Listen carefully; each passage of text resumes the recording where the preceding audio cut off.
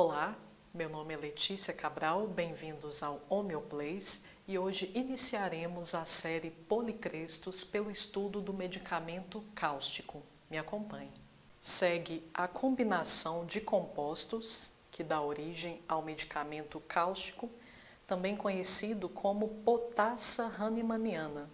Vocês percebem que há uma combinação de hidróxido de cálcio ao sulfato de potássio, nos dando o hidróxido de potássio, que é propriamente a potassa hahnemanniana ou cáustico, e ainda como subproduto é gerado também o sulfato de cálcio.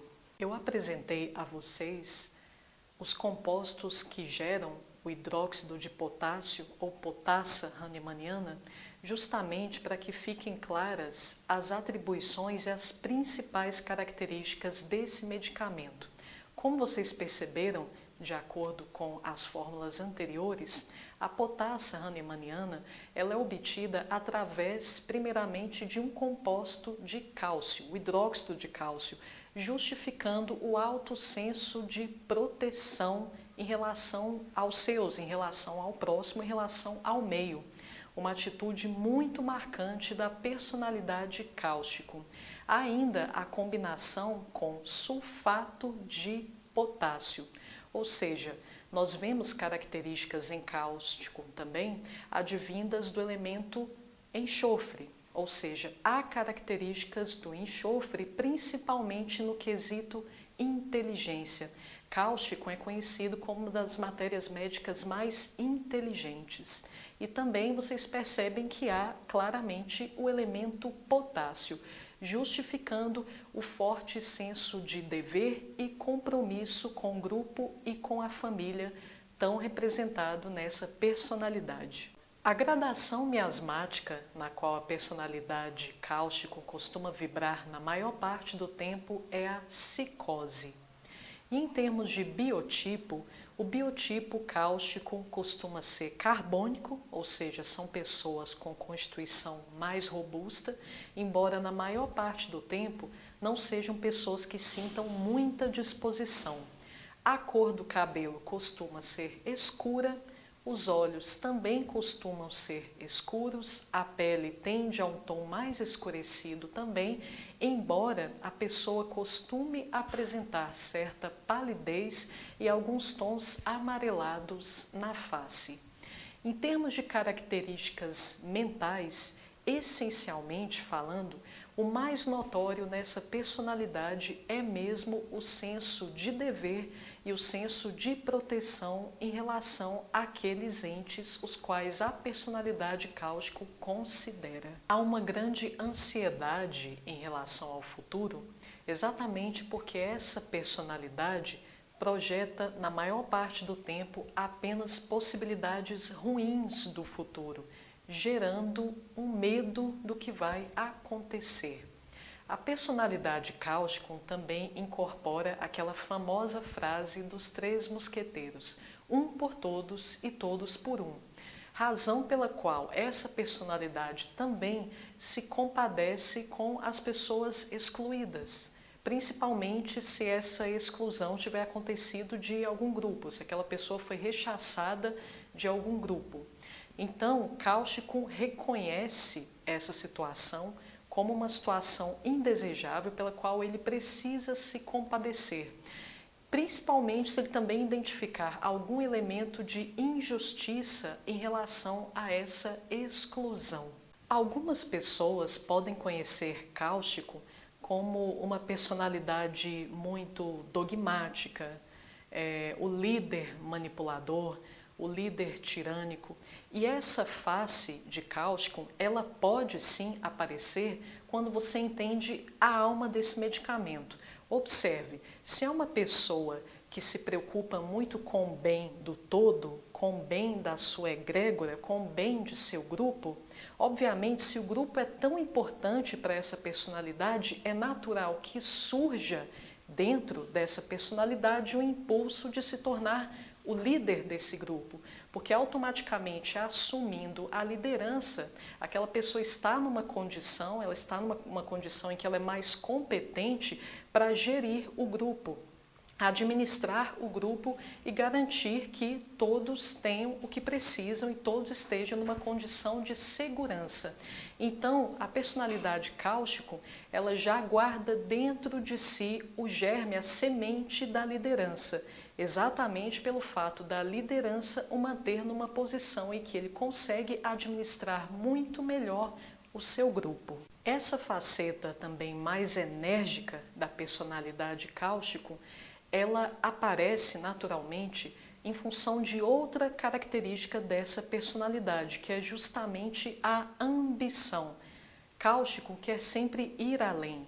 É uma pessoa que nunca está satisfeita com as conquistas do momento presente. Portanto, ela quer sempre mais e mais. Exatamente por essa ambição, em alguns momentos desenfreada, que a sua natureza pode parecer um pouco mais enérgica, um pouco mais forte, mais acentuada.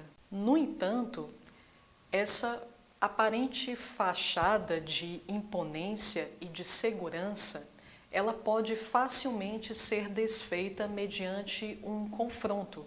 Caso a personalidade cáustico seja confrontada, seja, entre aspas, espremida, você vai perceber que por baixo daquela carcaça de segurança e de imponência existe alguém extremamente fragilizado. Portanto, na maioria das vezes, essa postura mais enérgica será uma mera casca, a fim de comaltar a extrema fraqueza, camuflar essa fraqueza excessiva, a insegurança excessiva que cáustico sente. Costuma ser uma personalidade em eterno conflito existencial, porque é um tipo de pessoa que no passado encontra culpas, no presente encontra incertezas e vários motivos, com fundamento ou não, para sentir ansiedades de todo tipo. E quando essa pessoa se projeta para o futuro, ela só consegue projetar maus presságios, razão pela qual é uma personalidade tão flagelada pela ansiedade. Vamos agora a alguns diagnósticos diferenciais. Vamos estabelecer correlações entre cáustico e alguns medicamentos aos quais ele costuma ser comparado. O primeiro deles é o nítrico ácido. Muitas pessoas confundem e costumam comparar muito cáustico com nítrico ácido, exatamente pelo fato de ambos serem simpáticos, normalmente têm impulso, têm uma afinidade pela liderança. Ambos podem assumir cargos de liderança. Agora, o que os diferencia são as motivações dessas duas personalidades em relação ao confronto. Nítrico ácido, ele pode assumir uma determinada posição de reação no confronto caso haja uma motivação de vingança. Então, ele pode se voltar contra uma pessoa caso ele sinta esse impulso revanchista. Ele quer se retratar com aquela pessoa em relação a algum mal que aquela pessoa causou no passado. Na verdade, a maior parte das homeopatias que tenham nitrogênio em sua composição, elas se sentem fortemente impelidas à vingança. O contrário de cáustico. Cáustico, normalmente, ele é provocado por algum contexto de injustiça. Outras pessoas ainda costumam comparar cáustico a fósforos, tendo em vista que tanto cáustico quanto fósforos também são aversos a doces e optam normalmente por bebidas frias. Cáustico e fósforos também sentem a tal da ansiedade pelo outro. Porém, no caso de fósforos, o que fósforo sente é exatamente a mesma coisa que a outra pessoa está sentindo. No caso de cáustico, ele sente uma ansiedade porque ele sempre projeta um acontecimento ruim em relação àquela pessoa. Independente dela estar em algum lugar se divertindo, cáustico jamais relaxa, ele sempre acha que vai acontecer algo ruim com aquela pessoa e ele só relaxa normalmente quando a pessoa volta para casa em segurança. Fósforos experimenta a ansiedade que outra pessoa está sentindo, mas também pode experimentar a alegria que a pessoa está sentindo, a frustração, a euforia. Fósforos é como se fosse, de certa forma, uma esponja sensitiva da matéria médica. Ele vai sentir todas as emoções que a pessoa próxima está sentindo. Vamos agora às principais rubricas mentais de cáustico, tomando como base especialmente o repertório de Kent. Conforme já frisado, muita ansiedade em relação ao futuro, ansiedade pelos outros, preocupações, cuidados cheios de preocupações e zelos em relação aos outros, especialmente, conforme já enfatizado, pelo fato de cáustico sempre achar que algo ruim vai acontecer com os seus. Preocupações em relação aos familiares, pelo fato dos familiares serem o núcleo, seu grupo com mais afinidade, com mais proximidade. Então, o zelo em relação à família, tendo em vista a família ser um grupo, também é bem marcante. Medo do escuro, isso tem íntima correlação com a relação ruim que essa personalidade sustenta em relação ao futuro. Como o futuro é algo que qualquer personalidade não tem acesso, não apenas no caso de cáustico, mas no caso de qualquer pessoa, como o futuro ele não pode vislumbrar o que vai acontecer, automaticamente ele estabelece essa mesma relação com o escuro, pelo fato dele não conseguir ver exatamente o que o espera nesse contexto. Medo de fantasmas e também é uma das poucas personalidades que apresentam medos de cães, medos de cachorros. Sempre acha de fato que algo ruim vai acontecer, razão pela qual há um forte medo do futuro, não apenas ansiedade, mas também medo. Medo de infelicidades, infelicidades aqui em relação a infortúnios, o que vai acontecer, o que vai ser dele no futuro e assim por diante. É uma pessoa que chora facilmente, por isso que eu citei aquela faceta frágil da personalidade, porque a partir do momento que você quebra a armadura de cáustico, você consegue ver essa personalidade chorosa aflorando. Então, caso ele seja muito pressionado, você pode perceber facilmente esse traço mais fragilizado.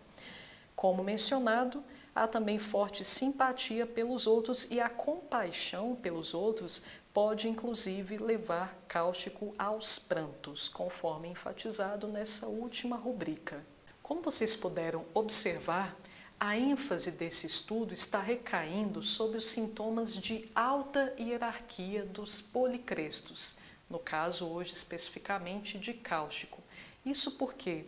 Porque sintomas físicos, sintomas de cura 1, como eu costumo dizer, eles são de fácil entendimento. Na verdade, qualquer estudante de homeopatia pode acessar uma matéria médica, até mesmo pela internet, e conhecer os sintomas físicos que puderam ser observados nas experimentações. No entanto, conhecer a alma de um medicamento requer um estudo e uma observação muito mais criteriosa. Se você conhecer a alma do medicamento, a probabilidade de você ser assertivo na prescrição daquela homeopatia será muito maior. Memorizar sintomas, acessar matéria médica e decorar de cabo a rabo todos os sintomas físicos que aquele medicamento cobre é algo que qualquer pesquisador hoje em dia pode fazer. Há matérias médicas muito extensas, de excelente qualidade na internet. Mas, no entanto, nós vamos nos ater a conhecer a essência e a alma dos medicamentos, o que de fato os caracteriza. Por isso que só deixamos agora para o final os sintomas físicos de cáustico. Cáustico é um excelente medicamento para casos de paralisia, especialmente aquele tipo de paralisia comum em mudanças bruscas de temperatura, especificamente mudanças de uma temperatura quente para uma temperatura muito fria. Então você pode observar que essas pessoas sofrem paralisias na região facial e até mesmo nas cordas vocais, sofrendo muitas vezes de rouquidão em função desse quadro, de mudanças bruscas de temperatura. Cáusticum também pode ser prescrito, desde que haja devida similitude, para casos de verrugas e casos onde o paciente tenha sofrido transtornos por queimaduras. Queimaduras de primeiro e até mesmo de segundo grau.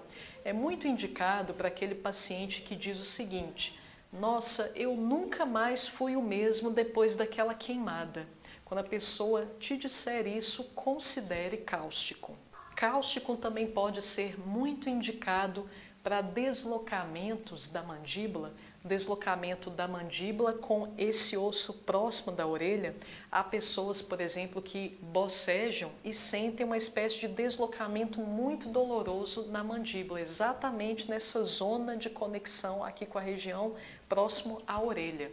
Também é um caso em que cáusticum pode ser prescrito, obviamente, considerando o máximo possível de similitude. Cáustico também pode ser indicado para casos de incontinência urinária. Aquelas pessoas que mesmo ao tossir, ao espirrar, ao chorar, começam a urinar. E isso não apenas em pessoas mais velhas, inclusive em pessoas jovens. Cáustico também ainda pode ser indicado para aqueles casos de mucosidade, sensação de mucosidade muito profunda.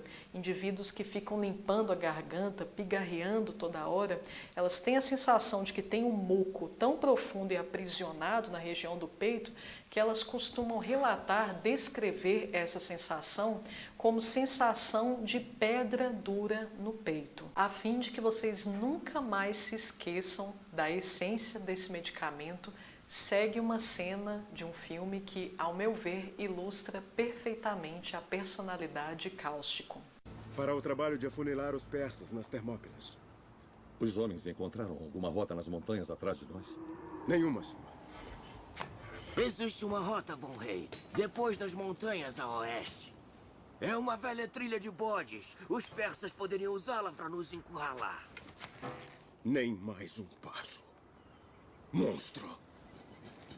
Sensato rei, eu humildemente requisito uma audiência. Eu vou ferir-te já! Eu não dei tal ordem.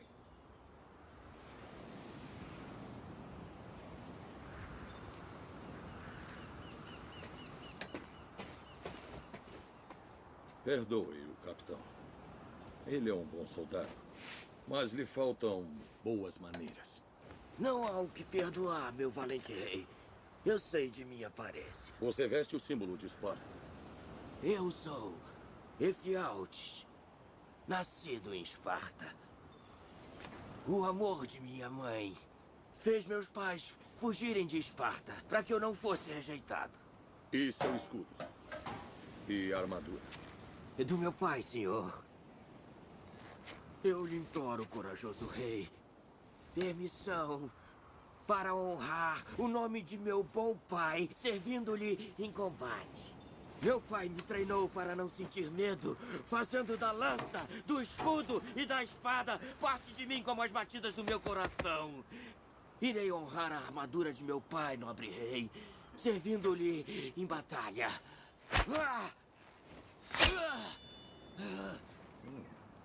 Boa arremetida. Eu matarei muitos persas.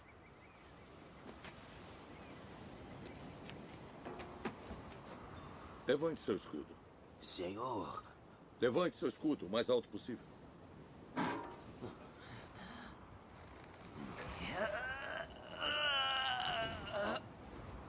Seu pai deveria ter lhe ensinado como nossa falange funciona. Nós lutamos como uma unidade impenetrável. Esse é o grande segredo da nossa força. Cada espartano protege o homem à sua esquerda, da coxa ao pescoço, com seu escudo. Um único ponto fraco e a falange se estilhaça. Da coxa até o pescoço, Efialtes. Me desculpe, amigo. Mas nem todos nasceram para ser soldados. Mas eu... Você pode contribuir na vitória de Esparta, retirando os mortos do campo, atendendo os feridos, trazendo-lhes água. Mas quanto a lutar, não posso usá-lo.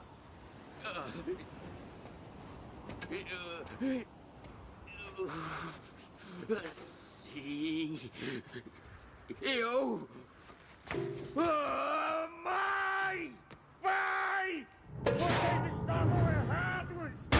Observe que nessa cena, o rei Leônidas leva às máximas consequências a importância de um grupo forte, ou seja, ele não quis admitir um elo mais fraco no seu grupo, levando em consideração o quanto isso enfraqueceria o grupo de forma geral. Pessoal, ficamos por aqui. Muito obrigada por terem me acompanhado até aqui. Semana que vem continuamos o estudo do Organon e na semana seguinte retomamos o estudo dos policrestos. Se você gostou desse vídeo, dê um like, curta, compartilhe com amigos, especialmente amigos que estejam estudando homeopatia, que tenham afinidade com o estudo homeopático, e aguardo vocês na próxima semana.